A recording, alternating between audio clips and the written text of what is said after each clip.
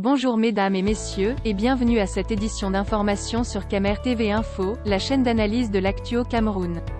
Ne rien taire pour plaire, ne rien dire pour nuire est notre credo. Voici pour commencer le titre de cette édition. Cette vidéo est réalisée à partir d'un post de Michel Biemtong, journaliste web en exil sur sa page Facebook intitulée « Massacre de Kumba Betty Assomo », ainsi, vous connaissez les auteurs du crime. Mais avant de détailler l'intégralité de son contenu, veuillez prendre 3 secondes pour vous abonner à nos pages Facebook Camer TV Info ou sur YouTube Camer TV Info. Un like pour une souscription à nos médias pour ne rater aucune de nos futures publications est fortement conseillé. Voici la teneur du post dans son intégralité. Massacre de Kumba Betty Assomo, ainsi, vous connaissez les auteurs du crime. Lors de sa tournée dans le sud-ouest anglophone, ou Southern Zone of Ambazonia, le 9 novembre dernier, le ministre délégué à la présidence chargé de la défense, Joseph Betty Assomo, a déclaré que 3 des auteurs du massacre de 7 élèves à Kumba le 24 octobre dernier ont été neutralisés par les forces de défense camerounaises et que 9 autres sont en cavale, qu'ils sachent que dans leur fuite, ils sont suivis par leurs ombres. Ces déclarations du ministre de la Défense révèlent 2 choses. 1. Les auteurs du massacre de Kumba sont bien connus des forces de défense camerounaises. 2. Le flou persiste autour de leur supposé traque.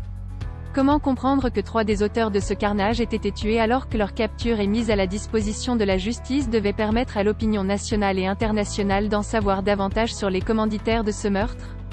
Et si la neutralisation de ces 3 était en réalité l'élimination de témoins gênants, dans l'hypothèse que cela soit vrai?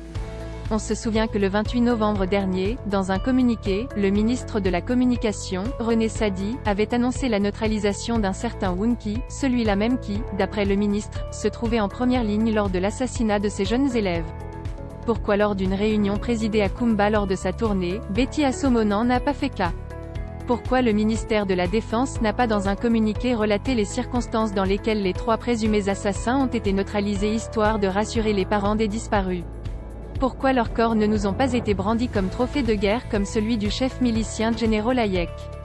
Il y a lieu tout de même de constater, en lisant les propos du ministre de la Défense entre les lignes, que les présumés assassins sont loin d'être les indépendantistes anglophones armés car si c'était si aisé de les neutraliser ou de les traquer jusqu'à leur dernier retranchement, cette lutte armée serait derrière nous depuis belle lurette.